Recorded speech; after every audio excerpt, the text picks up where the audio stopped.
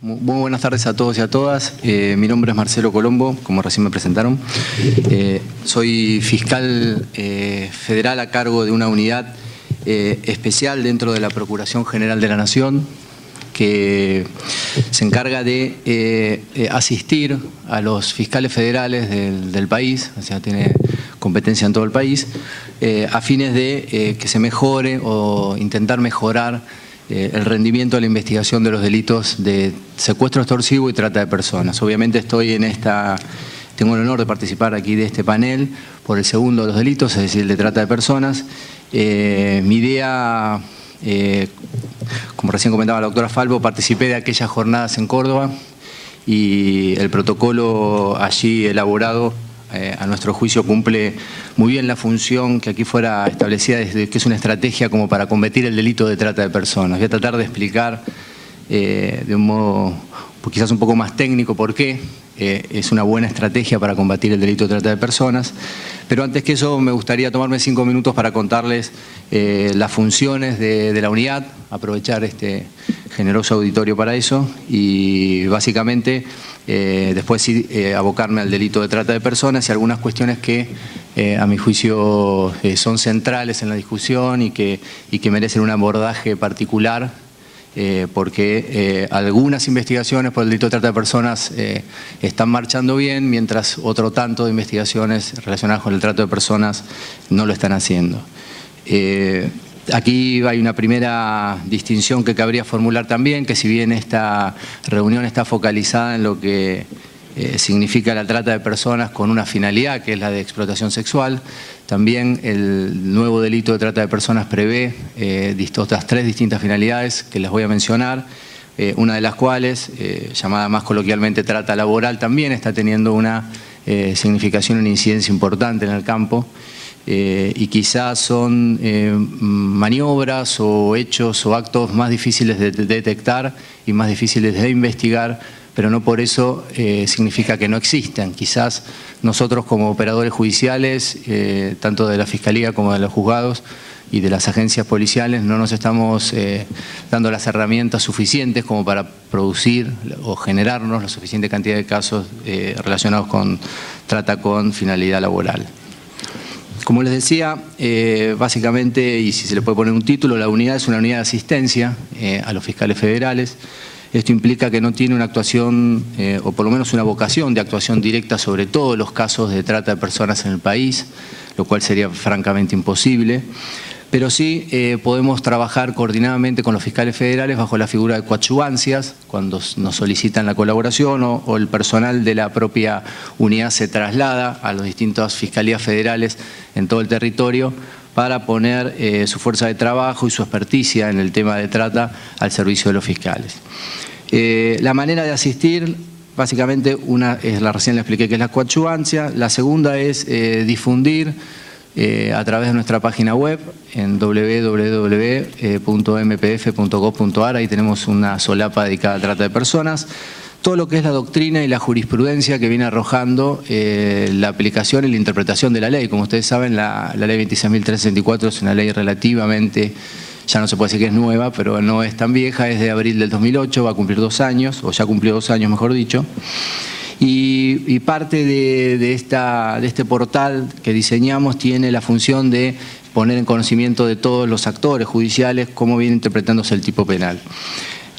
La otra manera que asistimos a las investigaciones de trata de personas tiene que ver con el inicio de investigaciones preliminares, es decir, aquellas investigaciones acotadas a determinar las circunstancias del hecho que aparece como noticia criminis y a individualizar a algunos responsables a través del cruce de información de algunas bases de datos que la Procuración General se ha generado y a partir de allí sí hacer las denuncias ante cada uno de las jurisdicciones correspondientes. Esto nos ha permitido tener una posición proactiva en la búsqueda de los casos a través de la generación de contactos tanto formales como informales con organizaciones nacionales y organizaciones de la sociedad civil, que son las encargadas generalmente de tener ese primer contacto con la víctima, que precisamente no somos nosotros como fiscales ni los jueces a quienes las víctimas acuden cuando necesitan una ayuda, tampoco a las agencias policiales.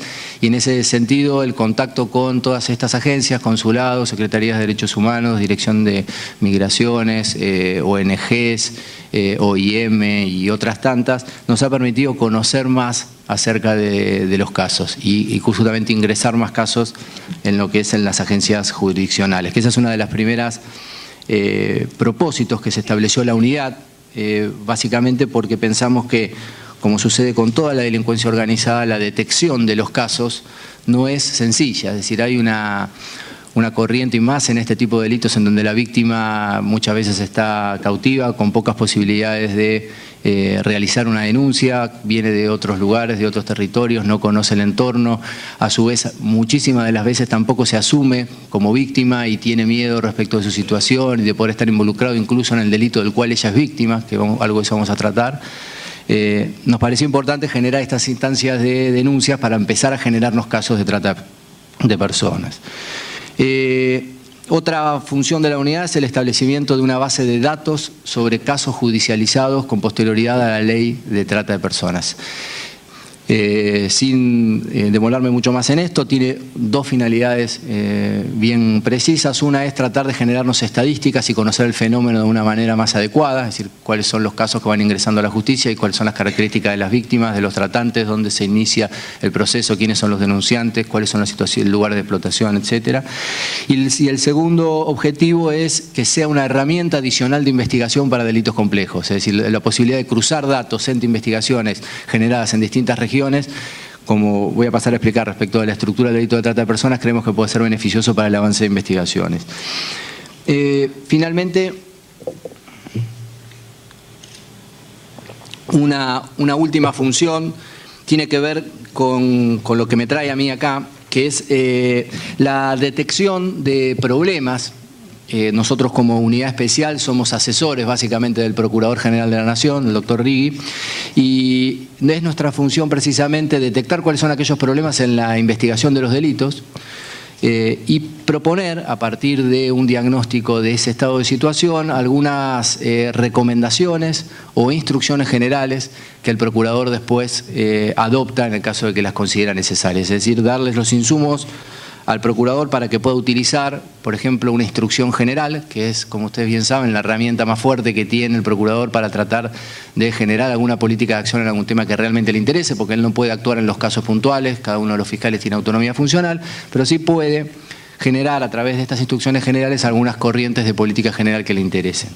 En el campo de la trata de personas, puntualmente, hay dos resoluciones que creo que están copiadas en el disco, que son la 9409 del Procurador General de la Nación y la 9909, que luego si tengo un poco de tiempo las voy a tratar más detenidamente, que precisamente dan recomendaciones a todos los fiscales en la forma de recibir declaraciones testimoniales a víctimas y cómo lidiar con el fenómeno de los allanamientos en las denominadas casas de tolerancia por la ley 12.331.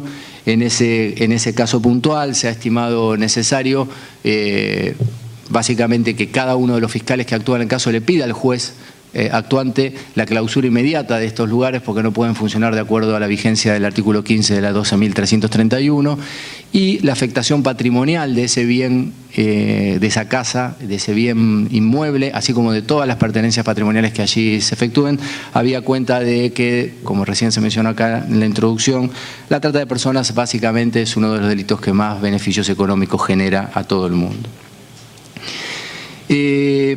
Como les decía recién, esta última función tiene que ver con detectar problemas y uno de los problemas que nosotros detectamos en la aplicación de la norma son los problemas de competencia que se generan entre el delito de trata de personas y sus delitos vinculados. Por eso nunca mejor bienvenido el título de estas jornadas, porque está poniendo sobre la mesa una cuestión que nosotros ya notábamos con preocupación cuando hicimos nuestro diagnóstico preliminar allá por el noviembre del 2008 respecto de los problemas de competencia que preveíamos que se podría empezar a suscitar por las siguientes razones.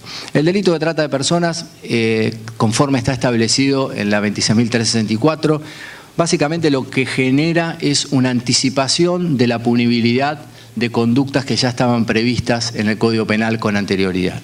Ejemplo, el artículo 145 bis y 145 ter prevé como acciones típicas la de captar, la de transportar y la de recibir a una persona con finalidad de explotarla. Esta finalidad de explotación fue definida en la propia norma, la 26.364, de 4 maneras distintas. La primera manera de explotar a un individuo era reducirlo a la situación de esclavitud, servidumbre o condición análoga. La segunda era someterlo a trabajos forzados, obligarlo a realizar trabajos forzados. La tercera, la participación del comercio sexual de esta persona, de alguna manera favorecer o promover cualquier práctica de comercio sexual. Y la última es el comercio de tejidos humanos y órganos humanos. Es decir, estas 4 finalidades fueron finalidades tenidas en cuenta en el momento de prever cuáles son las acciones del tipo penal de trata de personas. Si esa finalidad de explotación que prevé la trata, es decir, yo capto a una persona, la transporto y la recibo con finalidad de explotación, definitivamente se consuma, es decir, a la persona se la encuentra en situación de explotación consumada, eso abre la puerta a la subsunción, como lo llamamos los penalistas, de otras figuras penales, como les decía antes, que ya estaban contenidas en el Código Penal. Me refiero a la reducción a servidumbre y a los delitos contra la integridad sexual previstos en el artículo 125 y subsiguientes del Código Penal. Esta relación que se da entre lo que significa de un punto de vista ontológico un mismo fenómeno, es decir, aquella persona que capta, transporta y recibe con finalidad de explotación y luego explota, en realidad es todo un fenómeno ontológico de trata de personas que el legislador decidió dividir en algún momento y en este caso a mi juicio de manera equivocada, federalizando un tramo de ese fenómeno y dejando en el ámbito de la competencia local todo lo que es la explotación consumada de estos delitos. Recién escuchaba al doctor Casala hablar de una cuestión de extender la competencia. Me pareció que podía estar en línea con esta idea de quizás de federalizar todo el fenómeno de la trata de personas, de modo que esta cuestión de contienda de competencias no empiece, como está haciendo, a ser un problema grave en el avance de las investigaciones y en conseguir más procesamientos y conseguir más sentencias, ya sea condenatorias o absolutorias, pero que el delito empiece a caminar y que los operadores judiciales empiecen a aplicarlo. Una buena noticia en cuanto a la federalización que trajo la ley de trata tiene que ver con la posibilidad de actuar en todo el territorio nacional y que el fiscal o el juez, vamos a suponer de que esto es un caso real, de Sáenz Peña, Chaco, pueda, sin ninguna otra particularidad formal adicional, realizar una tarea de inteligencia y un allanamiento en Río Gallegos en Las Casitas. El primer allanamiento que se hace en el lugar de Las Casitas, conocidamente como uno de los lugares de zona roja del sur, hoy por suerte cerrado, tiene que ver precisamente con aquella primera actuación de la jueza federal de Sáenz Peña, que con una investigación desde el lugar de captación Sáenz Peña Chaco ha podido realizar un allanamiento en Río Gallegos y avisar de ese allanamiento, por supuesto, una vez realizado y luego de rescatar a las víctimas. Esta federalización del delito de trata, a su vez, está apoyada desde el punto de vista de cuál es el contenido que la sustenta en la interjurisdiccionalidad del delito. Si ustedes solamente repasan las acciones, van a ver que es captar, transportar, el mismo verbo transportar implica esta idea de interjurisdiccionalidad, recibir con finalidad de explotación. Y la internacionalidad del delito, porque Argentina tiene la característica de tener tanto trata interna como trata externa, es decir, hay lugares de captación mejor identificados dentro del territorio nacional y lugares de captación muy bien identificados también en el exterior. Entonces, esta característica del delito de trata hizo que se le asigne esta naturaleza federal y por ende se le dé tratamiento de un delito especial. Pero también hubo otras consideraciones hechas por los legisladores en aquel momento acerca de por qué debía ser federal, y una de ellas fue mencionada en el inicio y tenía que ver con la connivencia policial y la connivencia de los actores locales, y me animo a decir cuando hablo de actores locales no me estoy refiriendo a las fuerzas de seguridad, sino a todos los actores locales en el delito de trata de personas.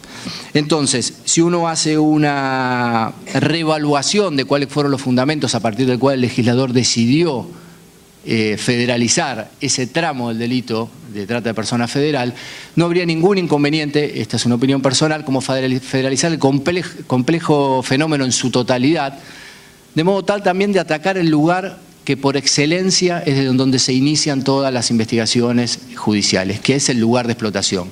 Nosotros tenemos algunas estadísticas hechas de nuestras investigaciones preliminares y el 80% de todas las investigaciones se inician por el lugar de explotación, lo cual es bastante lógico porque es el lugar que resulta más visible y es a partir de ese lugar de explotación desde donde luego se puede armar una cadena hacia atrás para la investigación del delito de trata de personas.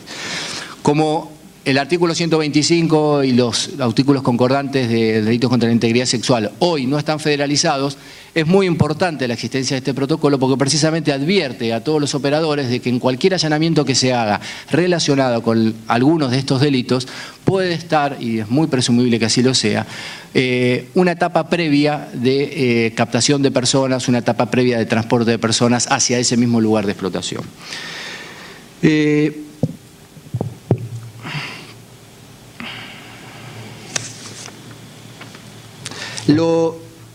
Una cuestión adicional que, como sé que está en boca de muchos legisladores la posibilidad de hacer una reforma sobre la propia ley de trata de personas, entiendo yo que esa reforma también debería contemplar una compatibilidad entre los medios comisivos, si se decide mantenerlos, del delito de trata de personas, con aquellos medios comisivos que están establecidos para los delitos consumados. Y acá, si uno revisa la discusión parlamentaria, la relación tan estrecha que el protocolo viene a evidenciar entre los delitos conexos y los delitos de trata de personas no fue debidamente tenida en cuenta por los legisladores.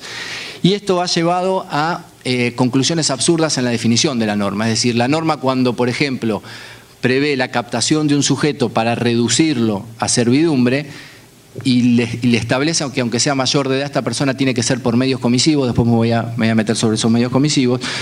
No se ha percatado que para la reducción a servidumbre del artículo 140 es indiscutida la doctrina nacional y la jurisprudencia de que no se necesita y el consentimiento de la persona que es víctima de ese delito no tiene ningún ámbito de eficacia. ¿Por qué? Porque ya hay un derecho que al Estado, como Estado de Derecho, le interesa mantener, que es que no haya esclavos en la República Argentina y que no haya ninguna persona en situación de esclavitud o análoga, etc. Entonces, a partir de esta definición, la discusión sobre cualquier consentimiento válido en la etapa previa se torna absolutamente insignificante y se torna, a mi juicio, baladí. Pero son cuestiones que no han sido tenidas en cuenta, a mi juicio, en el momento de la sanción de la norma. Estos problemas de articulación entre los delitos conexos y el delito de trata de personas, a mi juicio, tiene como una doble clasificación.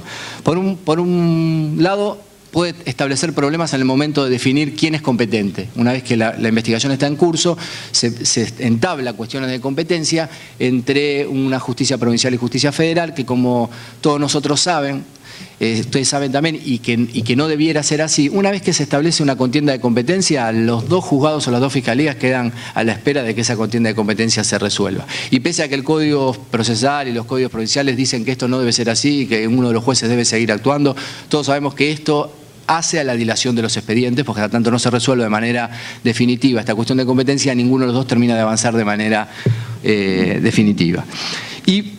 Y otro problema adicional, que es tan grave como eso, es que puede llegar a generar una suerte de parálisis en las investigaciones proactivas. Es decir, cuando me llega una noticia criminis, una denuncia anónima, una denuncia de una víctima que me acerca una ONG, una denuncia que me llega a mí por los medios publicitarios o por revisar los avisos clasificados, simplemente a veces hace falta revisar los avisos clasificados para empezar alguna denuncia proactivamente. Esto ha generado parálisis porque decía, bueno, esto no es competencia ordinaria, porque en realidad podría haber un caso de trata, esto no es competencia federal. Desde la Procuración General hemos establecido 2 dictámenes que están colgados en nuestra página, a partir de lo cual el Procurador General lo que sugiere es recién discutir estas cuestiones de competencia cuando se está avanzando las investigaciones y cuando las investigaciones ya tienen suficiente aporte de datos sustantivos, es decir, una vez que se recibe declaración testimonial a las supuestas víctimas, una vez que se realizan los procedimientos, que se llevan adelante los allanamientos, que podemos hacer un análisis de las secuelas que dejaron esos allanamientos, qué pruebas recogimos en tal lugar, y recién ahí uno puede tener por lo menos un cuadro de situación un poco más clara respecto de si tenemos un caso de trata de personas o tenemos un caso, vamos a suponer, de facilitación de la prostitución de menores o mayores de edad. Es decir, Estas dos problemas que se suscitan a partir de la cuestión de competencia y que es algo que pensamos trabajar mañana en los talleres, tienen que ver con intentar actuar todos proactivamente, tanto la justicia federal como la justicia provincial, realizar los asesoramientos, de eso tiene que ver el protocolo con algunas indicaciones precisas, tomar declaraciones a las víctimas con el mismo recaudo que se tomarían las declaraciones testimoniales en un proceso de trata, porque en definitiva, y volviendo a lo que a mi juicio fue el error del legislador, la víctima es exactamente la misma, sea un delito de trata de personas o sea un delito de facilitación de la prostitución. El encuadre legal es un problema de los abogados, pero no es un problema de la víctima. Entonces, a partir de eso, toda esta idea del protocolo de unificar criterios de actuación, tanto del delito de trata como el delito de las cuestiones de los delitos vinculados, a nuestro juicio acierta en el enfoque, definitivamente, y es un excelente insumo como para poder empezar a trabajar de manera coordinada. Para ordenarme un poco voy a intentar hablar de 3 medios comisivos que prevé el delito de trata de personas. Tiene muchos más, es un abanico súper generoso en cuanto a la forma en que debe ser la persona captada, transportada o recibida con finalidad de explotación para que el delito se dé por consumado. Y en realidad la discusión respecto de los medios comisivos podría tener alguna significación adicional si se trata de víctimas mayores de edad, porque como todos sabemos, cuando son víctimas menores de edad, el delito de trata de personas se da por configurados, aunque no esté en ninguno de estos medios comisivos de la ley. Hay 3 que son básicamente los medios comisivos por excelencia. Uno es el engaño, recién aquí algo se habló de la cuestión. Es decir, aquella víctima que es seducida con una oferta que puede ser engañosa tanto en el contenido de la prestación que se le ofrece, vente de tal provincia a la provincia de Buenos Aires para trabajar vamos a suponer, de cuidar chicos, y después termina trabajando en un prostíbulo o termina estando en estado de situación prostitución en un prostíbulo, o también respecto de las características y circunstancias de la oferta. Es decir, y esto está dicho por las Naciones Unidas, por la Oficina de Naciones Unidas encargadas de la lucha contra el delito de trata de personas. Es decir, el engaño puede girar tanto en la naturaleza de la prestación como en las condiciones y circunstancias de esa prestación. Si a una persona se le dice, podés venir a la provincia a trabajar en la prostitución, y cuando llega acá las condiciones que le fueron ofrecidas en su lugar de origen difieren sustancialmente de las que en las cuales ella está aquí mantenida en ese lugar, eso también es engaño a los fines de la ley de trata de personas. Estoy siendo muy rápido con algunas cuestiones, pero la otra posibilidad de los medios comisivos que se da con asiduidad tiene que ver con cualquier forma de coerción o intimidación. Y acá y el próximo medio comisivo que voy a analizar trató de captar las formas más sutiles que pueden ser utilizadas para vulnerar la voluntad de una persona. Y generalmente me enoja mucho cuando veo en actuaciones judiciales, cuando en los propios tribunales se pretende que las víctimas estén engrilladas o estén encerradas en estilos calabozos y que apenas haya una ventanita arriba y se les pregunta si en alguna oportunidad pudieron mandar un mensajito de texto, y si pudieron mandar un mensajito de texto se termina sosteniendo con una ligereza absoluta de que en realidad si pudieron mandar un mensajito de texto no están en situación de cautiverio. Precisamente el abanico de medios comisivos de la ley lo que previó captar es toda forma, hasta las más sutiles, de posible vulneración de la voluntad de este individuo.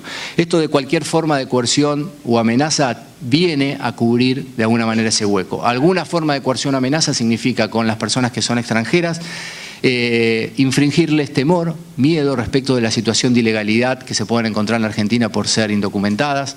Por supuesto, la retención de documentos también, en este caso significa una clara coerción o manera de amenaza velada. La exhibición de influencias políticas y policiales por parte del regente del lugar, que esto se da muchísimo. Es decir, hemos tenido casos en los que existe un prostíbulo y hay una consigna policial en la puerta del prostíbulo. Esto como dato objetivo significa una manera de coerción y de intimidación hacia la víctima para que ella pueda realizar alguna denuncia o que pueda manejarse con libertad. Muchísimo más si se trata de una persona que es inmigrante. Y finalmente, el medio comisivo que abre como llave cualquier cuestión de influencia sobre la voluntad de la víctima tiene que ver con el abuso de una situación de vulnerabilidad. Este medio comisivo fue establecido en la norma y básicamente lo que viene a sostener es que cuando estamos en presencia de una víctima, lo que hay que tratar de demostrar, una víctima mayor de edad, ¿no? Por supuesto, lo que hay que tratar de demostrar cuando estamos en una situación tratando de verificar una situación de trata es la existencia de alguno de estos medios comisivos. No tienen ni que estar no tienen que ser acumulativos ni tienen que estar combinados, sino con la presencia de solo uno de estos medios comisivos ya se da el delito de trata. Y el abuso en una situación de vulnerabilidad yo me animaría a decir que se da en el 99% de los casos. Hay abuso de situación de vulnerabilidad y esto está establecido en los trabajos preliminares, que esto me interesaría leerlo hasta textualmente, si yo encontré rápidamente, si aquí está. Las notas interpretativas de Naciones Unidas, que fueron los trabajos preparatorios para el protocolo de Palermo, definió al abuso de una situación de vulnerabilidad como la referida a toda situación en la que la persona interesada no tiene más opción verdadera ni aceptable. Es decir, esta cuestión de opción verdadera es algo que los jueces y los fiscales tenemos que empezar a pensar seriamente, que someterse al abuso de qué se trata.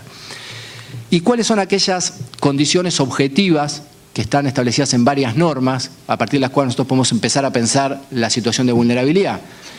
¿Por qué? Porque la situación de vulnerabilidad y el abuso es un concepto novedoso dentro del derecho penal. No está en otros tipos penales como si está la amenaza, como si está la violencia, como si está la coerción. Entonces hay que construir una definición normativa de abuso o situación de vulnerabilidad.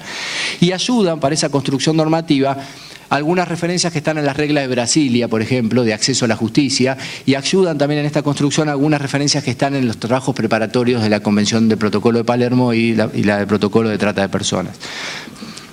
Objetivamente se considera en situación de vulnerabilidad, por supuesto, a los menores, a los niños. La situación de género también está expresamente concebida como una situación de vulnerabilidad. Las mujeres se las concibe como que no tienen suficientes herramientas a veces para acceder a todos los derechos como sí lo tienen los hombres, y esto es algo que está establecido en la regla de Brasilia. Se ve una situación de vulnerabilidad cuando hay una pobreza, y no estoy hablando acá de necesidades básicas y satisfechas ni pobreza extrema, sino una pobreza que pueda dar pie a que no exista otra situación, como dice bien aquí, o una opción verdadera o aceptable para rechazar esa oferta. Se da también, y esto es algo muy importante, en el desplazamiento, es decir, en la situación del inmigrante, y no tiene por qué ser un extranjero solamente, sino con aquella persona que sale de su entorno familiar, de su entorno de relaciones y vinculaciones para trasladarse a un lugar lejano a donde estaba. Una vez que llega a ese lugar, básicamente se encuentra en una situación de vulnerabilidad que es básicamente reconocida prácticamente por todas las normas que les está haciendo referencia. Piénsense, yo a veces le hago este ejercicio con la gente con trabajo en la unidad, piénsense cuando alguno viaja al extranjero o cuando uno acude a otro lugar en donde ni bien se baja del avión, cuál es la sensación que tiene y cuál es la primera situación y la primera intuición de desconocer el lugar, desconocer ante quién acudir, de si tiene dinero para tomarse un taxi o para tomarse un colectivo. Todas esas cuestiones que a nosotros se nos presentan cuando vamos a hacer turismo, imagínense cómo se les deben presentar de vívidas a una persona que es trasladada de un lugar con una oferta supuestamente engañosa o por lo menos medio engañosa y después acude a otro lugar.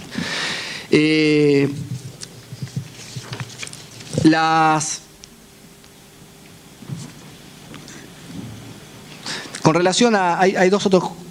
Son tres temas más que quiero abordar, pero por lo menos el último me voy a detener más especialmente. Pero el testimonio de la víctima tiene mucho que ver con la acreditación de los medios comisivos tal cual estuvimos nosotros relevando en las actuaciones judiciales. ¿Por qué digo esto? Porque una práctica forense que nosotros desalentamos, no recomendamos y estamos directamente enfrentados es con la de preguntarle a la víctima directamente si ella está en ese lugar por su voluntad o contra su voluntad. Es decir, acá lo que se está haciendo, se está trasladando una responsabilidad del Poder Judicial o del Ministerio Público Fiscal de que él acredite los medios comisivos que están en la norma y no que le pida a la víctima que la víctima haga una autoevaluación de su situación en el lugar. Y esta práctica forense dañina lo que lleva es a que precisamente las declaraciones testimoniales de las víctimas o aquellas intervenciones respecto a las víctimas no superen los 15 minutos o los 10 minutos muchas veces, en las cuales una vez que le dice sí, estoy por mi propia voluntad o tengo esto del teléfono, seguramente la gente de la oficina de rescate, que por ahí algún representante lo va a poder desarrollar más. Aquí tiene un teléfono a mano, entonces no hay situación de trata.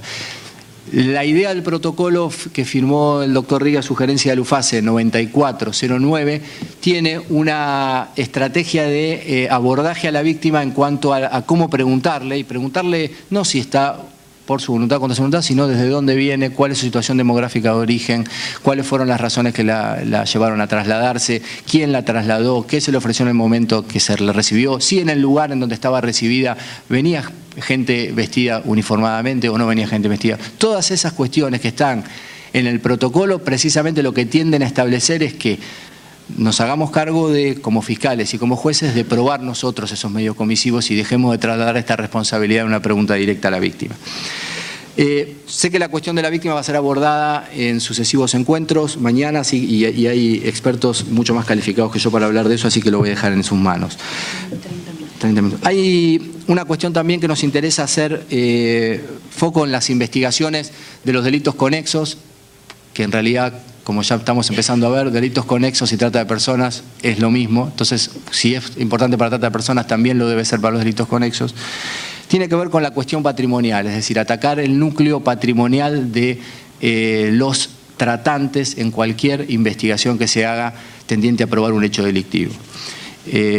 Es una práctica extendida y casi de modo cultural, que el enfoque de investigación y de análisis sobre un caso generalmente siempre recae sobre la acreditación de un hecho, si ese hecho es antijurídico, si la persona es culpable, si individualizamos a alguien y después hacemos algún juicio sobre la cantidad de pena que le corresponderá aplicar. Y generalmente quedan olvidadas todas las repercusiones y las consecuencias patrimoniales que puede tener una investigación patrimonial, y principalmente queda muy en el olvido una herramienta que es absolutamente esencial para la investigación de cualquier delito de delincuencia organizada, que es el artículo 23 del Código Penal y la figura del decomiso. La figura del decomiso, tal cual está prevista hoy en nuestro Código Penal, autoriza a la incautación de todos los bienes provenientes del delito de que se trata. Mucho más de un delito que, como bien se mencionó acá, da ganancias extraordinarias. A su vez, el artículo 23 también da la posibilidad de incautar las herramientas y los instrumentos utilizados para la realización de ese delito, lo cual podría, en este caso, al Poder Judicial o a quien está a cargo de la investigación, tomar mano de todos los bienes de la persona que está identificada como tratante, incluso el lugar en donde está explotado. En el caso de explotación laboral se está dando mucho con las máquinas, por ejemplo, en los talleres textiles, estamos propiciando precisamente la incautación de ese bien patrimonial, porque es el instrumento a partir del cual se genera la explotación del individuo. Este enfoque patrimonial y la aplicación del decomiso, para que el decomiso sea eficaz, el decomiso se aplica en el derecho penal al final, es decir, cuando tenemos una sentencia que podemos condenar a una persona y recién hay aplicar el decomiso, pero para que esto sea eficaz debemos trabajar sobre la idea del decomiso durante la instrucción, es decir, precisamente a investigar la composición patrimonial real del tratante, no aquella composición patrimonial que surge solamente del registro de la propiedad automotor, buques y generalmente ese giro que hacemos de oficio todos los que trabajamos en tribunales acerca de si tienen un bien inscripto a su nombre, sino cuál es hacer una investigación seria patrimonial respecto de él y no conformarnos con lo que realmente sucede en los incidentes de embargo, cuando se le traba embargo por, supongamos, $500.000 y la persona dice no tengo bienes para dar a embargo, se hace una inhibición general de bienes y allí se agota todo lo que tiene que ver con la investigación patrimonial del delito. Es decir, a nosotros desde el lugar de asistentes en las investigaciones de trata nos parece que el tema de atacar el núcleo patrimonial es uno de los temas centrales, es uno de los temas que además daña en serio y verdaderamente a las organizaciones, y como lo estamos propiciando desde el lugar de la investigación del delito de trata, también entiendo que debe ser un propósito del mismo protocolo y de cualquier investigación de los delitos conexos al delito de trata.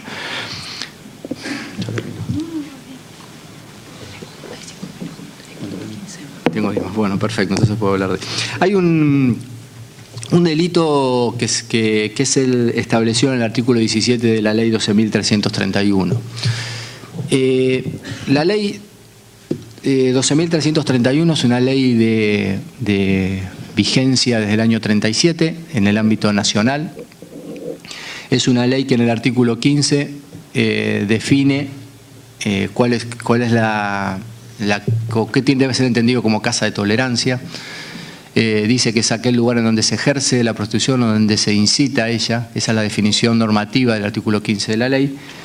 Y prohíbe la existencia de este tipo de lugares en todo el territorio nacional. Para darle dientes a esta norma, en aquel momento, el legislador que la propuso decidió incorporar el artículo 17, en el cual se castigaba con pena de multa y en caso de reincidencia con pena de prisión a aquellas personas que regenteaban, administraban o sostenían una casa de tolerancia sin que juegue bajo ningún concepto el tema del consentimiento de quien está en ese lugar en situación de prostitución. La ley 12.331 es una ley que yo diría que tiene el triste récord de no ser aplicada en ningún lado. No es aplicada en la provincia de Buenos Aires, pero tampoco es aplicada en la ciudad de Buenos Aires y tampoco es aplicada en otros lugares del país. No era. Estamos viendo a ver si se puede hacer algo con eso. Lo cierto es que algunos de los argumentos para no aplicarlas fueron que la ley había sido, y esto es un antecedente bastante nuevo, hace un año lo dictaron en la Cámara Federal de la capital, el fallo Rojas, que declaró directamente inconstitucional el artículo 17 de la ley de profilaxis, por entender básicamente que estaba metiéndose el Estado en conductas íntimas o privadas que están prohibidas por el artículo 19 de la Constitución. Es decir, a partir de que, muy resumidamente, la conducta de quien administra una casa de tolerancia podría entrar dentro de lo que sería una acción privada porque no afectaría derechos de terceras personas. Este fallo desconoce de manera, a mi juicio, grave, muy grave, cuál fue el recorrido de la norma y cuáles fueron los antecedentes parlamentarios de esa propia ley.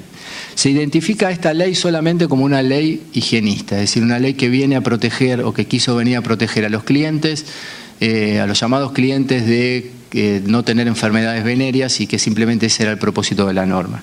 Pero si uno hace una lectura no demasiado profunda de la discusión parlamentaria, se va a enterar que el artículo 15 y 17 de la ley fue una introducción posterior a que la ley se empezara a recorrer la Cámara de Diputados y de Senadores, una introducción que hizo el senador Serrey por Salta, en la cual él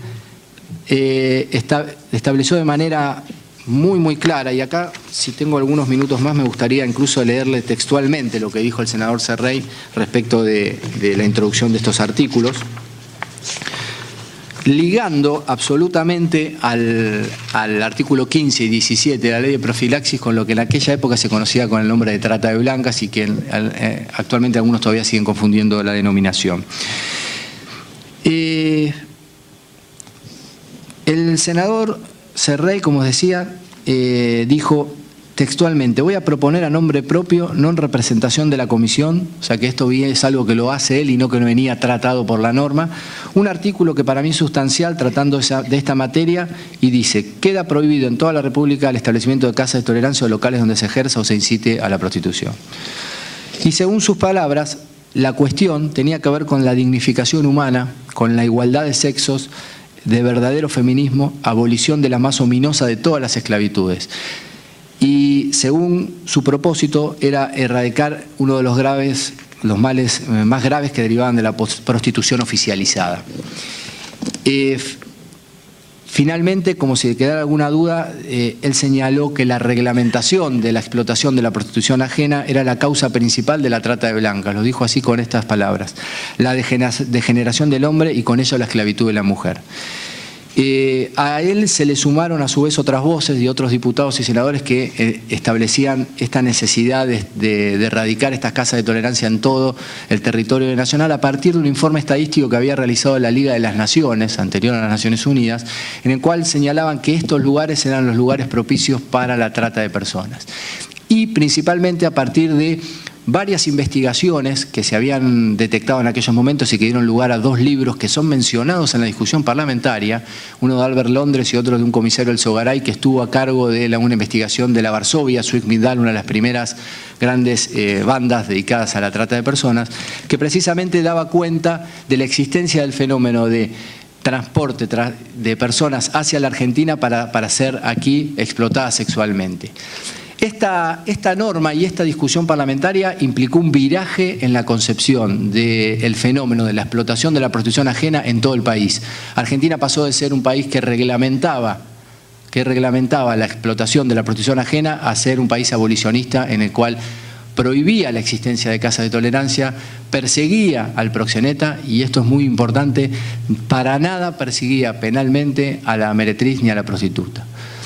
Esta discusión parlamentaria del 37, que puede quedar algo lejana a los días de hoy, ha sido reactualizada por el propio devenir de la norma. Hubo un momento en que, por la ley 16.638 del año 44, se permitió la existencia de algunas casas de tolerancia por orden de la Dirección Nacional de Sanidad en algunos lugares donde había mucho hombre, para llamarlo de alguna manera. Y la ley 16.666, promulgada el 2 de julio de 1965, restableció el estado de situación a la ley 12.331, prohibiendo otra vez la existencia de casas de tolerancia en todo el territorio del país y penalizando a quien sostenga y a quien regentea esa actividad. Esta ley del año 65, además, tiene un título bastante elocuente, que es una ley ratificatoria del Convenio para la Represión de la Trata de Personas y la Explotación de la Prostitución Ajena del año 1949, que el Estado argentino firmó y que se comprometió ante todos sus Estados partes precisamente a castigar toda forma de explotación de la prostitución ajena y a no tener casas de tolerancia o prostíbulos en su país. Es decir, el estado de situación normativo hoy en día, por la ley 12.331 y por la Convención de Naciones Unidas de 1949, es lo suficientemente claro como para empezar, y esto es una de las políticas también que ha adoptado la Procuración, a aplicar la ley 12.331 y aplicar aquella prohibición de existencia de whiskerías, bares, pools o cualquier otro eufemismo al que se quiera acudir para que los prostíbulos encubiertos de todo el territorio nacional puedan seguir funcionando. De esta situación hay varias jurisdicciones que empezaron a tomar nota y empezaron a prohibir la existencia de estos lugares a partir de estos señalamientos, pero no hemos tenido el avance que creemos necesario en la utilización de esta herramienta del artículo 17 de la ley 12.331, que viene a complementar todo el universo de delitos conexos que prevé el delito de trata, porque en definitiva no deja de ser un delito de peligro respecto de la situación de trata. Es decir, si uno, yendo a la cuestión quizás más dogmática, entiende que la existencia de estos lugares es un lugar propicio para la trata de personas, como lo entendieron en 1937, como lo entendieron en 1965 y como lo entendió el legislador cuando sancionó la ley de trata de personas más recientemente, puede válidamente sostener que este es un delito de peligro respecto de la existencia de situación de trata y así castigar penalmente a quien regentee con pena de multa y evitar que puedan estar circulando y puedan estar habilitados estos lugares. Si se me pregunta respecto a la experiencia UFACE, yo creo que la verdadera connivencia con autoridades, ya sea de fuerzas de seguridad o locales, en lo que se llama el delito de trata de personas, tiene que ver con la habilitación de estos lugares y tiene que ver con el funcionamiento de estos lugares. Ahí es donde efectivamente existe un entramado que, como bien anunciaron acá cuando hicieron la presentación, tenemos que estar todos muy alertas cuando iniciamos una investigación judicial. Lejos de asustarnos o rajarnos las vestiduras, tenemos que tenerlo como telón de fondo de cualquier investigación. Cuando se inicia una investigación criminal o penal por un delito que esté vinculado, ojo con quién lleva adelante las investigaciones judiciales, intentemos que sea alguien que no esté en el lugar, no sea un actor presente en el lugar en donde se hace la investigación y reconociendo esta situación y siendo cautos en el manejo de datos e información antes de realizar los allanamientos, quizás se pueden evitar algunas filtraciones indeseadas que todavía hoy no dejan de ser extraordinarias. Con esto termino. Yo les agradezco muchísimo la invitación a la doctora Falvo y a todos los organizadores, al ministro de Justicia también, y estoy a disposición el día de mañana para trabajar conjuntamente, como lo hago con los fiscales federales, en la elaboración de mejores, como bien fue definido acá, estrategias para el abordaje de la investigación del delito de trata de personas. Así que muchísimas gracias por su atención.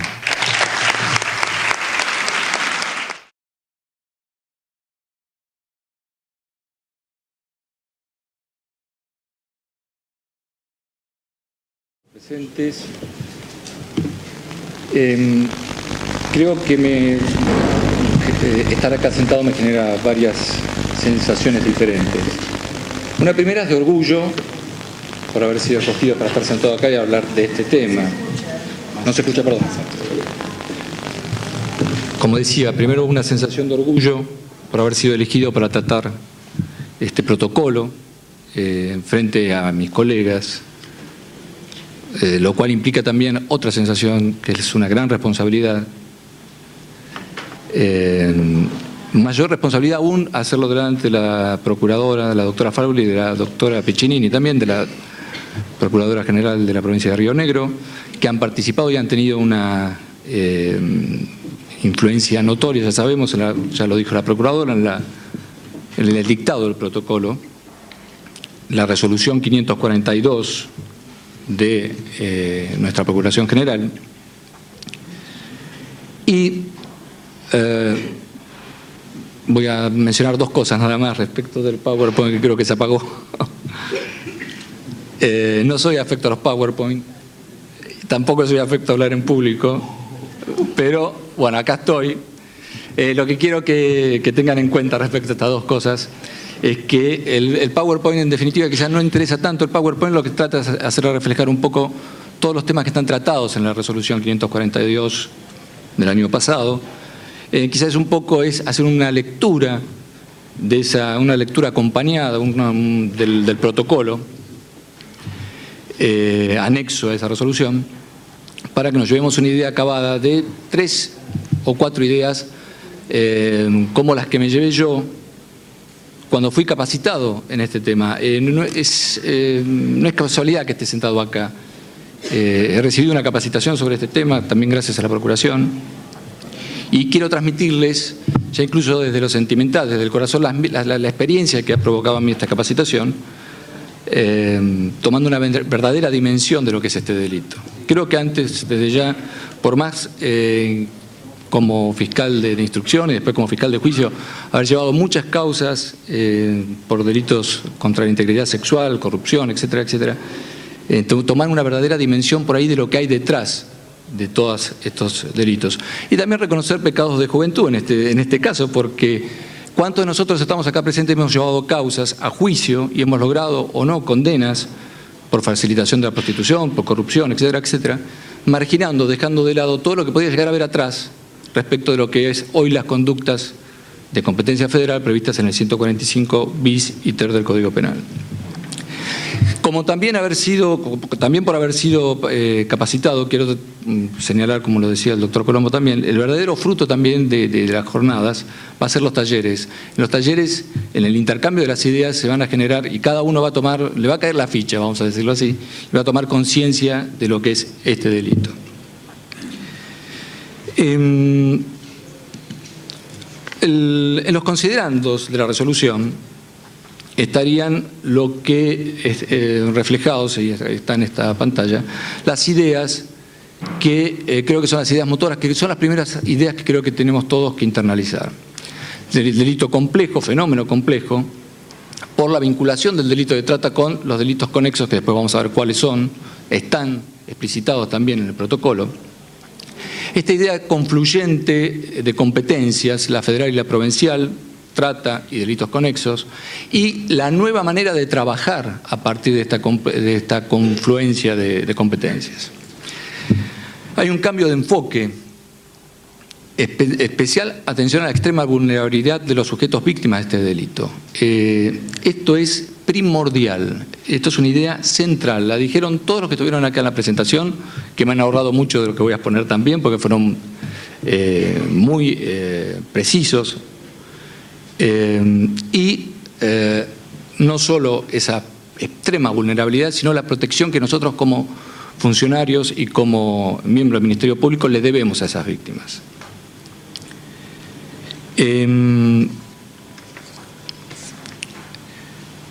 Como ya se dijera, hay varios aspectos que protege la ley en cuanto a explotación. Nosotros vamos a dedicar el protocolo, a hacer una vista del protocolo desde lo que es el comercio sexual, o sea, el inciso C del artículo 4 de la ley 26.634. El delito de trata de personas se desarrolla en un ámbito de crimen organizado, esto no cabe duda. A veces, quiero señalarlo, no es tan organizado. Quiero traducir con esto la idea de la provincia de Buenos Aires. Es muy vasta en su territorio y tiene realidades económicas, realidades de ciudades de muchísimos habitantes y zonas más despobladas. Y en esos contextos territoriales y socioculturales es en el que se da el delito de trata. Por eso, cuando uno hace una investigación, tiene que vincularla a esos contextos también sociales, socioculturales y económicos, porque se está moviendo en distintas realidades. Esto tengámoslo en cuenta cuando iniciemos una investigación de este tipo. El protocolo trata las cuestiones que está dividido en estos títulos, de las cuestiones generales, de la investigación penal, allanamiento, directrices para la recepción de las declaraciones y de las víctimas. Quiero mencionar y quiero recalcar el artículo 2 de la resolución 542, que adopta el protocolo como anexo, el cual muy claramente habla de instrucción y de ordenar el cumplimiento puntual y obligatorio a los miembros del Ministerio Público Fiscal de la Provincia de Buenos Aires y los lineamientos que este protocolo tiene. Esto no es optativo, no está sujeto a interpretación, la interpretación es sencilla, lo van a leer ustedes y no es difícil de comprender, pero es de aplicación obligatoria. No nos olvidemos de eso, porque si no estaríamos perdiendo el norte de nuestra actuación. Como cumplimos todas las demás resoluciones de la Procuradora, esta también la vamos a cumplir. Lo dijo Marcelo recién, el tema que este protocolo esté dirigido a los delitos conexos con los delitos de trata no quiere o no implica que no sirva también para toda la actuación de los fiscales en el ámbito de todas las tareas que vamos a desarrollar. En especial justamente los delitos conexos o en todos los delitos en los cuales esté vinculado con el comercio sexual o con la integridad sexual. Los delitos mencionados en el protocolo como delitos conexos a los cuales puede estar vinculado el delito de trata son los que están expuestos en esta diapositiva. Obviamente no es una enumeración taxativa, creo que es a título ejemplificativo nada más, porque atrás de cualquier delito puede haber una hipótesis de trata, atrás de un homicidio puede haber una hipótesis de trata, atrás de una corrupción, de la pornografía.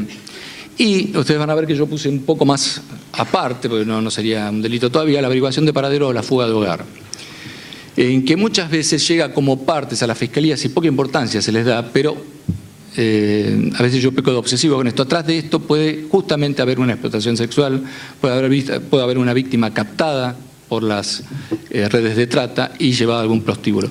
Por eso la particular atención en las averiguaciones de paradero y la fuga de hogar.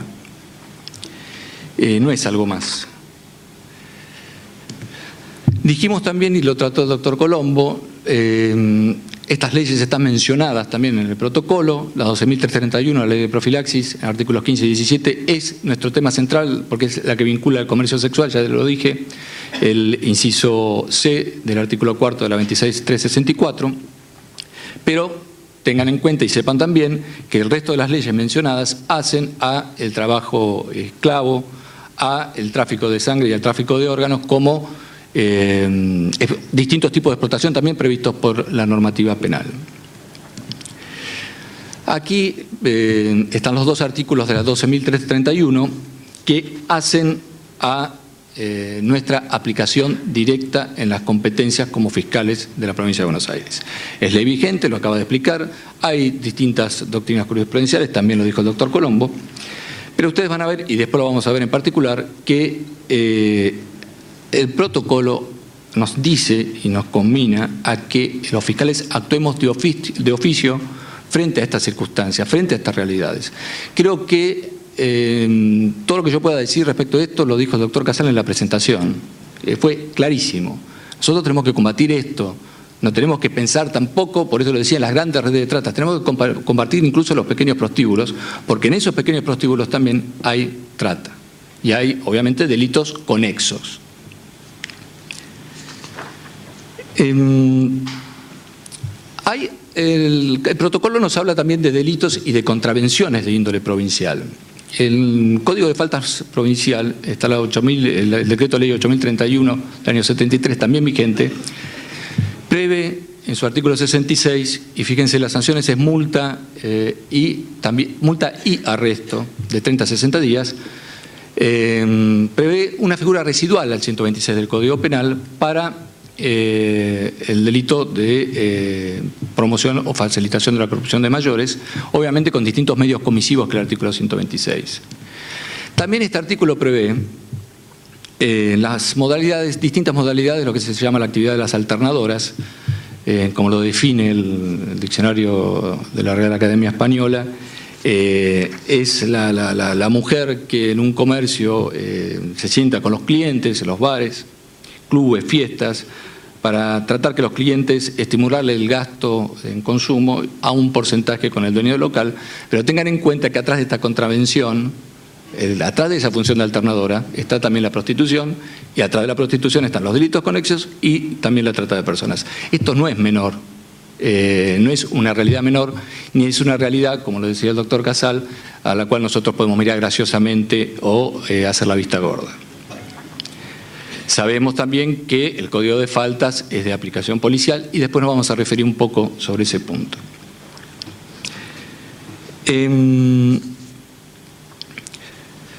La parte del protocolo que habla de las cuestiones generales nos habla de una proactividad en las investigaciones, siempre en un marco preliminar, dice el protocolo, sin perjuicio de la determinación de las competencias.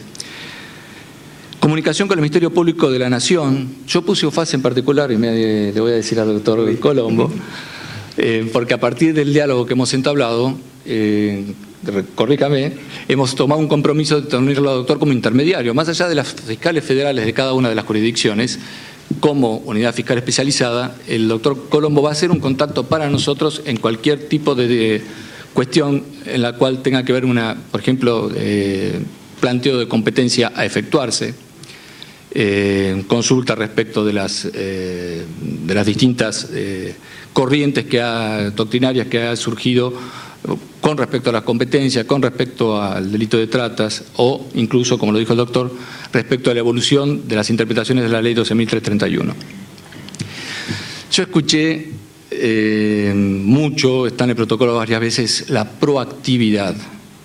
La proactividad no es solo la instrucción de oficio de causas, es un término nuevo, acuñado, que tiene que ver mucho con una actitud de quien va a realizar las investigaciones.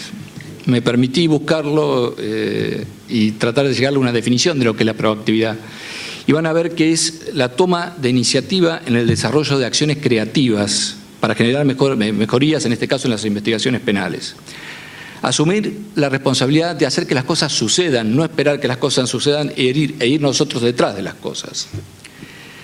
La proactividad no implica, con esto de hacer de oficio o de tomar las iniciativas, no implica prisa, no implica hiperactividad, no implica actuar en forma caótica y tiene como contrario la reactividad, que es una actividad pasiva, es ser sujeto a las circunstancias, que las circunstancias nos desborden, nos superen, y obviamente que nos superen los problemas.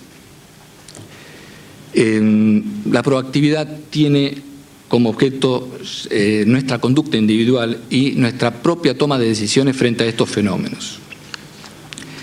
Por eso ustedes lo van a ver repetido en el protocolo la palabra proactividad. Eso es la proactividad y esa es la actitud que se espera de los fiscales.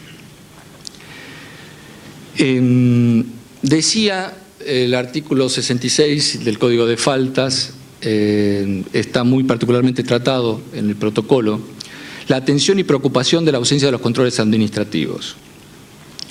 Aquí el protocolo puede llegar a ser la fuente de nuevas investigaciones.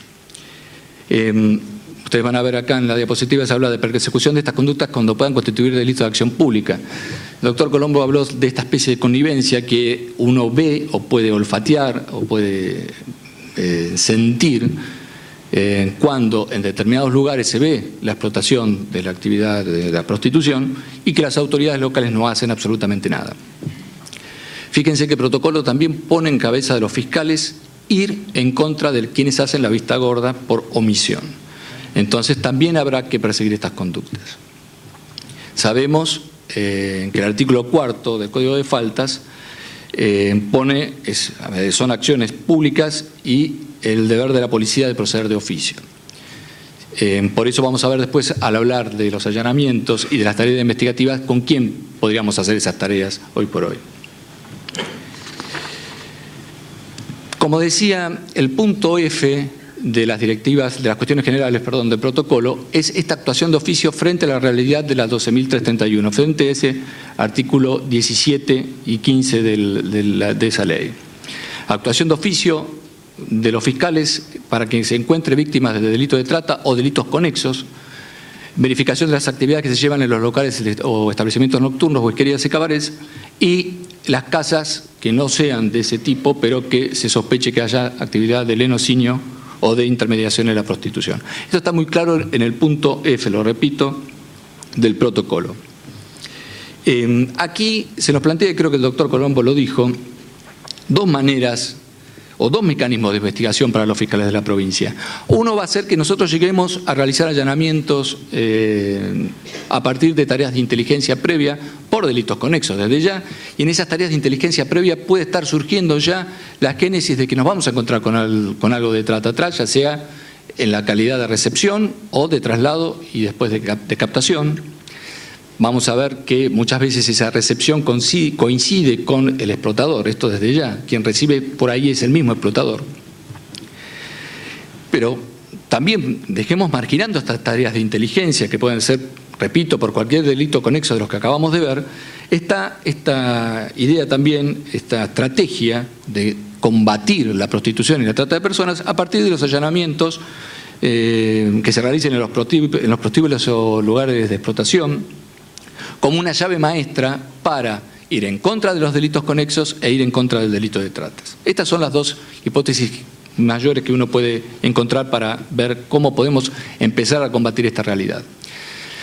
Lo dice el protocolo, yo lo marqué en rojo por una cuestión de idea, que una idea que quiero que se la lleven. No se mencionaron fuerzas aquí en la introducción, pero si existe esta actividad en determinado lugar, si todavía, como dice el doctor Colombo, es la ley menos aplicada quizás de las que están en vigencia, y nadie hizo absolutamente nada desde la faz policial, administrativa o judicial, tenemos que empezar a pensar que hay una connivencia del sector local. Por eso se sugiere que preferentemente no se investigue con fuerzas, no se hagan las tareas de inteligencia con fuerzas o locales. Para ello vamos a tener que, a partir de ser un delito federal, vamos a contar con la colaboración de organismos como la Policía Federal, en este caso, que tiene una división de tratas. Mañana va a disertar aquí el comisario Fernández, que está a cargo de esta división. La Gendarmería también, como fuerza federal, tiene una división enfocada en la investigación de trata de personas. Obviamente esto habría que hacer una pequeña distinción entre lo que son las fuerzas para realizar las tareas de inteligencia que no sean locales, y después ustedes desde ya para realizar los allanamientos y otras medidas por ahí pueden contar con fuerzas de su confianza de índole local. Esto no las excluye en las tareas que se van a realizar. De la investigación penal, el protocolo nos habla de dos digamos, medidas de investigación y de medidas en el proceso puntuales y principales. Una de ellas es el allanamiento. El protocolo nos da las pautas a seguir en los casos de realizar allanamientos para los delitos conexos, repito, y en los cuales puede haber trata de personas. Cualquier allanamiento previsto para un delito conexo no escapa, obviamente, a lo que es un allanamiento general previsto, a los recaudos que tenemos que tomar para hacer un allanamiento en general previsto por el artículo 219 de nuestro Código de Procedimiento Penal. No debemos olvidarnos también el tema de la requisa personal, también solicitarla al juez de garantías. Sin embargo, el protocolo, y nosotros tenemos que estar cuidándonos de determinadas cuestiones, dada la especialidad del allanamiento que vamos a realizar. El protocolo exige la presencia del fiscal en los allanamientos vinculados con estos delitos, o de un representante del Ministerio Público Fiscal, conforme el artículo incluso el 64 de la Ley 12.061. La asistencia inmediata a la víctima. Para ello vamos a ver que hay que concurrir con personal especializado a realizar los allanamientos. Habilitación de día y hora inhábiles, dado que justamente vamos a hacerlo en esas horas los allanamientos, porque son donde generalmente encontramos toda la actividad en su pleno desarrollo. Auxilio de la fuerza pública y todos los secuestros que sirvan de evidencia para delitos conexos o el delito de trata. Y aquí me voy a detener un poco porque he hecho una pequeña decálogo de las cosas que podemos encontrar cuando se entra a uno de estos locales donde se ejerce la prostitución. Tenemos que empezar buscando documentación personal, los DNI, pasaportes, cédulas de las personas que están ahí ejerciendo el comercio sexual, la documentación del local, la habilitación municipal, facturas de pago de servicio, compra de distintos elementos, pasajes futuros o pasajes ya de viajes ya realizados. El famoso libro de pases. Yo he visto, por las causas que he llevado adelante, son cuadernos en los cuales son anotaciones totalmente caseras. Parecen cuadernos en los que se llevan cuenta de almacén. Eso es de principal relevancia para la investigación. Esto es totalmente deformalizado y precario. Recordemos lo que dijimos respecto de nuestra realidad provincial. Vamos a encontrar este libro de pases, este cuaderno, y también vamos a encontrar lugares en los cuales se usan medios electrónicos de pago. Van a existir las dos realidades en la provincia de Buenos Aires. Así que vamos a tener que tener muy en cuenta eso también.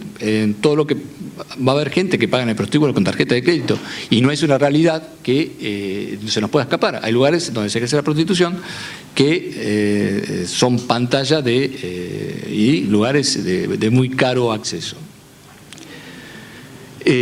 Todo lo que tenga que ver con lo que sea comunicación, celulares, computadoras, agendas electrónicas, cartas personales, sobres, agendas escritas, fotos. Esto de las fotos tiene mucho que ver. Ustedes van a ver que una de las primeras estrategias que utilizan las defensas, esto se nos mencionó en una de las capacitaciones realizadas, es mostrar fotos de las víctimas o de las personas que se encuentran reducidas dentro de esos locales, en las cuales se encuentran en situaciones de esparcimiento, justamente para decir lo que decía el doctor Colombo, cómo estas chicas están en total libertad, se podrían haber ido, miren qué felices están acá en estas fotos. O si tenían posibilidad de comunicación, ¿por qué no se fueron si tenían posibilidad de comunicación? Por eso todo esto tenemos que cubrirlo nosotros cuando entramos al lugar y recabar todo este tipo de datos. Hay unas pautas también importantes que hacen al allanamiento en particular. El ingreso tiene que ser rápido y seguro, asegurando el perímetro. ¿Y qué es asegurar el perímetro de un allanamiento en estos locales? Asegurar el perímetro, yo le diría que por la experiencia que hay es asegurar la manzana, ni siquiera el local.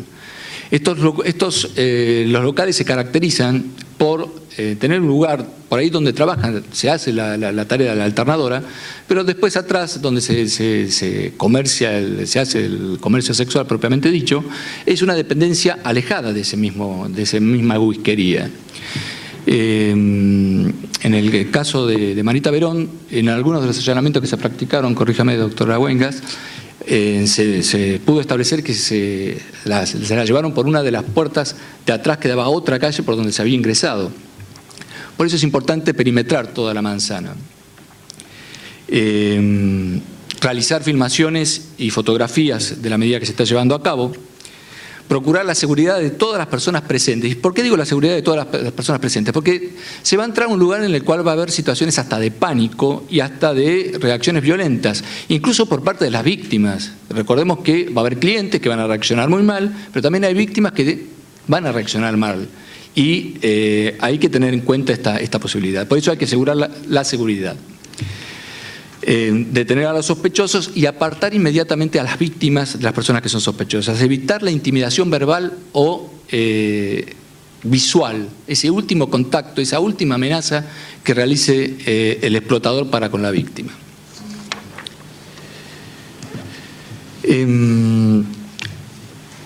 Dijimos, bueno, en la diapositiva anterior, 2 testigos. Esto está todo en el protocolo, por eso no me extendí. Si hay un punto, fíjense ustedes, el último de la filmina, de la diapositiva, que dice identificar las medidas de seguridad del lugar, indicadores de capacidad ambulatoria, cerraduras, rejas, cámaras. Todo esto hace a la captación, digamos, de las víctimas y a su reducción para que no salgan de esos locales. Identificar la totalidad de los ocupantes, ya lo vimos, y hay otro punto central, es la concurrencia al comienzo de la actuación de los profesionales que van a llevar ustedes al allanamiento. Aquí cobra importancia, muchas de las personas que están aquí presentes pertenecen a los CAP de la provincia, cobra mucha importancia porque aquí hay un redimensionamiento de la actividad del CAP y de los psicólogos del CAP. Van a tener que ir con el fiscal, porque va a ser una de las tareas que van a desarrollar, van a tener que ir con el fiscal a esos allanamientos y brindar una atención, especializarse también, y para eso están acá, en el tema de trata de personas y de víctimas de los delitos conexos, y asistir inmediatamente al fiscal en estas medidas. Médicos, obviamente, para todo lo que es la cuestión sanitaria, y otros asistentes sociales también del CAP.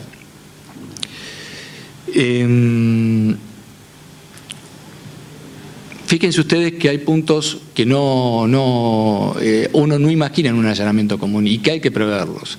El alojamiento de las víctimas, comida y ropa, por ejemplo. Ustedes van a desarmar el lugar, van a procurar clausurar el lugar, van a procurar desarmar toda la actividad y van a quedar víctimas, por un lado, que van a estar totalmente desamparadas. Ni ropa, ni comida, ni lugar de alojamiento. Esto lo tenemos que prever. Para eso ustedes no se dan ni una idea de cuántas organizaciones hay detrás, distintas ONGs y distintas organizaciones incluso del Ministerio de Nación, van a exponer mañana, y del Ministerio de la Provincia, del Ministerio de Justicia de la provincia, que están dedicadas a la atención de las víctimas. También lo dijo Colombo, por eso dije que varias de las cosas se iban a superponer, pero el protocolo menciona los puntos que tenemos sobre los cuales tenemos que interrogar a las víctimas, testigos, respecto a la captación, traslado y recepción de las personas y, obviamente, con lo que nos vamos a topar nosotros, que es la explotación. Nos vamos a encontrar con víctimas, como también se dijo aquí, que no están asumidas como víctimas primero. Nosotros vamos a producir el rescate de personas que todavía no saben siquiera o que no se conciben como víctimas de un delito. Esto es muy difícil de llevar adelante. Por eso hay que hacer surgir al sujeto dentro de la víctima y después a la víctima dentro de la víctima. Por eso se recomienda no tomar inmediatamente las declaraciones. Hay que dejar que esa condición de víctima decante un poco. Hay que apartarla, hay que asegurarla a la víctima. La víctima tiene que empezar a confiar en el fiscal como que es una persona idónea que está llevando adelante una investigación y que está haciendo todo lo posible para que ella no esté nunca más en esa situación ni que tampoco tome ningún contacto con las personas que la venían explotando hasta ahora. A partir de esa confianza, y que esto quizá todos lo tenemos como experiencia en los juicios por delitos conexos, a partir de esa confianza que deposite la víctima en nosotros, es a partir de que vamos a poder interrogarla y va a poder explayarse en todos estos extremos que nos van a interesar justamente para producir prueba que constituya no solo el delito conexo, sino el delito de trata. Esa autoevaluación de la que hablaba el doctor Colombo nos lleva a preguntar a la víctima cómo es que le llegó la oferta, cómo es que fue trasladada, en qué tipo de vehículos, por quién, si conserva los pasajes, los tickets, a qué personas vio durante el trayecto del traslado. En la recepción para la explotación, que quizás es nuestro fuerte porque es lo que nos vamos a llevar por delante, las condiciones de encierro, con quién tomó contacto, si tuvo algún vínculo con el exterior, todas estas cosas, todas estas preguntas que son disparadores justamente para la autoevaluación de la víctima, decir, no, yo en realidad era explotada, no estaba ahí porque yo quería. También respecto a su propia identidad, vamos a ver personas que no tienen documento, personas que no vamos a poder establecer la edad, para lo cual vamos a tener que operar sobre esa realidad también. Sobre las compañeras actuales o futuras, actuales o anteriores que haya tenido en el ejercicio de esta actividad, si sabe a dónde se la llevaron, cómo hizo para irse, si eran de su amistad, si fueron captadas juntas, todo lo que tenga que ver con los clientes, para una posible identificación, los proveedores del lugar, si había, como lo decía el doctor Colombo, personal uniformado, si se realizaron inspecciones, qué pasó cuando pasaron esas cosas. No me debo olvidar tampoco lo que mencionaba, que parece superfluo, pero los medios de pago también, todo lo que es la cadena del movimiento del dinero también tiene que ser investigada. Toda intervención del Ministerio Público Fiscal tiene que tender a la protección integral de la víctima. Repito, su custodia, su seguridad y evitar su revictimización. Todos ya sabemos, fueron víctimas de esa victimización primaria, que es el delito. Está la victimización secundaria, que es el ser víctima en un proceso judicial, y además ser víctima durante cuánto tiempo en un proceso judicial. Por la duración del proceso lo estoy hablando. Y la tercera revictimización que aquí se da de una manera palmaria y notoria es ¿por qué no se escapó? Esa famosa pregunta. ¿Se lo merece? Si es una prostituta. Todas estas condiciones que nosotros tenemos que borrar de la cabeza de la víctima. O sea, aquí se dan esas tres victimizaciones. Por eso tenemos que evitarla. Hay derechos que la víctima tiene, no solo nuestra normativa procesal, después vamos a ver, sino también derechos expresamente previstos en la 26.364, los artículos 6 a 9 de esa ley. En la recepción de las declaraciones, tener en cuenta la asistencia psicológica en la declaración, tener en cuenta también la intervención del CAP para todo lo que sea la parte asistencial de la víctima. El registro adecuado, también lo vamos a ver después referido a nuestra normativa procesal, para evitar la reproducción del acto.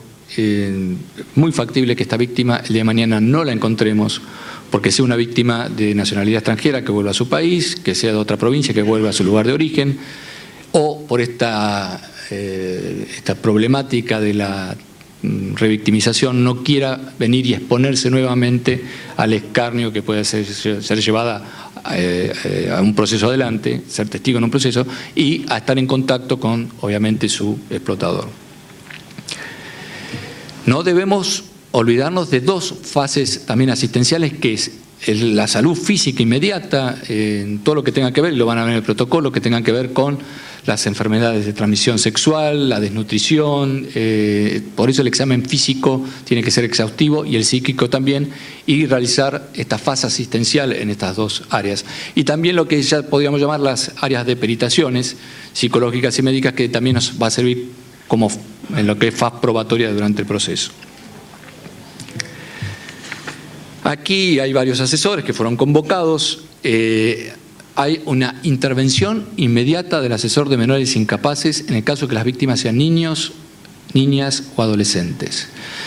Para realizar, ¿qué cosas? Las medidas protectivas, la ponderación de riesgo en la cual se encuentran esos menores y la localización. Esto, fíjense que es fundamental tanto en víctimas mayores como menores, pero muchísimo más cuando las víctimas son menores, de la familia de origen o de la familia extendida, que es una tarea ardua de realizar, es una tarea quizás importantísima en este caso, pero muy ardua de realizar. Aquí hay un compromiso que el protocolo pone en cabeza de los asesores, que es casi a la par del fiscal que está llevando adelante la investigación, cuando hay víctimas menores. La intervención coordinada con otros organismos cuando las víctimas sean de otras nacionalidades o de otras provincias, de otras jurisdicciones, para también localizar sus familiares a través de la Organización Internacional de Migraciones, consulados, Interpol. También por el tema del albergue, a través de distintas ONGs. Tenemos que pensar, por ejemplo, fíjense en qué cosas, hasta que uno no fue capacitado, no pensó nunca. Si hay que trasladar una víctima de un lugar a otro, de una provincia a otra, ¿quién va a realizar ese traslado? Si va a ser un hombre o va a ser una mujer que esté interiorizada esta problemática, que sepa contener a la víctima en ese traslado, que va a ser muy angustiante muchas veces. Fíjense que son pequeñas cosas que nosotros hoy no estábamos acostumbrados a tratar como realidad. También tenemos que tener en cuenta la regularización de la situación cuando sean extranjeras y se hayan cruzado ilegalmente las fronteras. Hasta aquí le daremos intervención a la Dirección Nacional de Migraciones. Mañana va a estar el doctor Duval para hablar sobre este tema. Pero tengan en cuenta una cosa. El artículo 5 de la ley, párrafo segundo de la ley 26.364, el artículo 5 en realidad habla de no punibilidad incluso de delitos cometidos por las víctimas de trata. Delitos cometidos, cualquier delito cometido por una víctima de trata por su condición de tal. Y también habla de la no punibilidad y de ningún tipo de medida de índole inmigratoria como sanción por ingreso ilegal para estas personas que hayan sido víctimas de trata. O sea, hay que despejar también a la víctima esta primera preocupación que tiene de la deportación, del extranjero ilegal, etcétera, etcétera, porque la ley no lo tiene. Y este es justamente uno de los argumentos que usan a veces los explotadores. Vos vas a quedar sin documentos en la calle, sos un inmigrante ilegal, no vas a saber a dónde ir, etcétera, etcétera. Y esa idea, ese fantasma que se le pone en cabeza a las víctimas es muchas veces internalizado y es una de las cosas que tenemos que vencer nosotros a partir de una intervención directa de los organismos nacionales, en este caso como la Dirección Nacional de Migraciones. Nosotros, dentro de lo que es el protocolo, esto no está mencionado, pero podemos hacer una lectura fácil, todo esto nosotros lo conocemos, de lo que es nuestra normativa procesal aplicable al caso de las víctimas. El artículo 59, inciso segundo, lo puse por el tema de la reserva de identidad. Muchas veces vamos a recibir denuncias en esta condición. Hay que saber muy bien manejar esta reserva de identidad. También hay que tratar de evitar que quien nos puso en conocimiento la noticia criminis sea expuesta el día de mañana ante un proceso. Todos los derechos y facultades que tienen las víctimas por nuestra nueva normativa procesal, el artículo 83, también el 85 y el 88, la ley 12.061, el 35 y el 39, el nuevo artículo 102 bis y 102 ter, las declaraciones y testimonios de niños, niñas y adolescentes, y principalmente el 274, muy poco usado por todos los fiscales de la provincia, que es el anticipo de prueba. Este delito particularmente necesita que su prueba se produzca como anticipo. Esta prueba muchas veces, como ya lo mencioné, va a ser irreproducible el día de mañana. Tenemos que rodear de todas las garantías, notificación a la defensa, presencia del juez de garantías, documentación fidedigna y en el caso de que sean menores, cumplir todas las pautas del 102 bis y el 102 ter para que esta prueba tenga validez como delito conexo el día de mañana en el debate que se va a realizar en jurisdicción provincial o que tenga validez también dentro de un proceso federal en el caso que se extienda por el delito de trata de personas.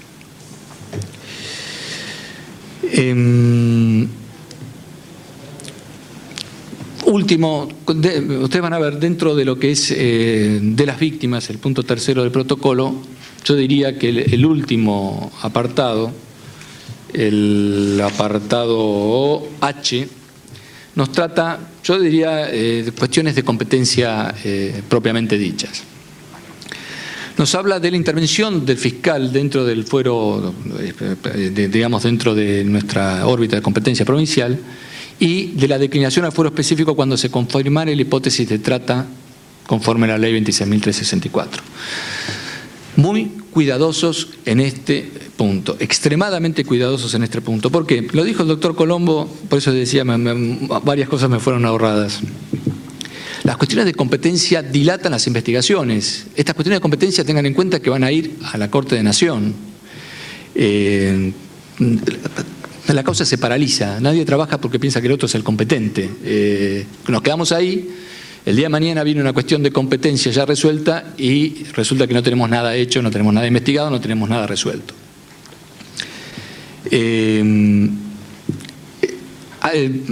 Los rechazos por planteos prematuros son muy notorios. Creo que había una causa muy reciente de Lomas de Zamora, si no me equivoco, en la cual se rechazó el planteo de un juez federal para la justicia provincial por aplicación de la 12.331. Fíjense que hay un juez que dijo que era competencia provincial diciendo que el fiscal que era competencia ordinaria porque había que aplicar a 12.331. El juez de garantías rechazó el planteo por prematuro y la Corte, creo que resolvió que quedaba dentro de la justicia federal porque el planteo sí era prematuro. Hay podemos decir, hay ya un criterio sentado desde la justicia federal, corríjame, doctor Colombo, para cuando se está investigando en el ámbito de la justicia federal el delito de trata y los delitos conexos. Los delitos conexos, como tales, también van a quedar dentro de la esfera federal. Inverso es cuando sea un delito conexo de la órbita provincial, que la investigación comience en provincia y empecemos a ver hipótesis de trata detrás de estos delitos. Por eso decía, no hacer planteos de competencia prematuro, y creo yo que no podemos sentar hoy un criterio claro respecto a las cuestiones de competencia. Vamos a ver muchas veces que, como les mencionaba, la persona que recepta es la que explota. Entonces vamos a tener el explotador y esa persona, por ahí es el corruptor de menores o el que facilitó la prostitución de menores, y eso va a ser de órbita provincial. Pero a la vez vamos a tener que fue quien la recepcionó o participó en el traslado o llegamos también a la captación. Estos planteos que van a ser por ahí nobles, porque, a ver, a partir de que empecemos a trabajar en esta realidad, a partir de que van a haber planteos de competencia, bienvenidos sean los planteos de competencia por eso, porque nosotros generemos proactivamente más investigaciones. Pero diría que esto lo vamos a tener que ir viendo caso por caso, no apresurarnos, no hacer cuestiones, planteos prematuros, tratar de cristalizar las situaciones procesales de los imputados, esto es fundamental, no estar todavía pendiente del pedido de una prisión preventiva, por ejemplo, y hacer un planteo de competencia prematuro. Creo yo que, para concluir, hay una nueva perspectiva en el tratamiento de este delito, de los delitos conexos y el delito de trata, porque no es casualidad que estemos sentados un fiscal de provincia y un fiscal federal en esta mesa. Esto está implicando que hay una nueva manera de trabajar. Esta nueva manera de trabajar implica una nueva manera de ver también estos planteos de competencia. Nosotros hay que establecer, está puesto en el protocolo, hay que establecer mecanismos de consulta permanente entre la competencia jurisdicción federal y la ordinaria para resolver cómo vamos a hacer esos planteos, en qué momento vamos a hacer esos planteos y si verdaderamente existen hipótesis de trata que la justicia federal pueda llevar adelante. Eso hoy están los canales creados y van a ser obviamente por parte de nosotros materia de consulta. Lo que sí no puede suceder nunca es lo que termina diciendo, creo yo, esta diapositiva. Las reglas de competencia no pueden atentar nunca contra el éxito de la investigación. Saquémonos la idea de que es un delito federal cuando estamos llevando adelante la investigación de delitos conexos. Saquémonos como una preocupación que sea una conducta federal. Eso va a sobrevenir y se va a poder solucionar y se va a complementar con la justicia federal. Pero no entremos con la concepción de que estamos investigando algo federal que no nos compete, porque ahora sí, a partir de la vigencia del protocolo, somos protagonistas de esta realidad. Bueno, con esto creo que he agotado lo que es el protocolo, léanlo en profundidad y quedo sujeto a las preguntas que quieran hacer sobre el mismo. Muchas gracias.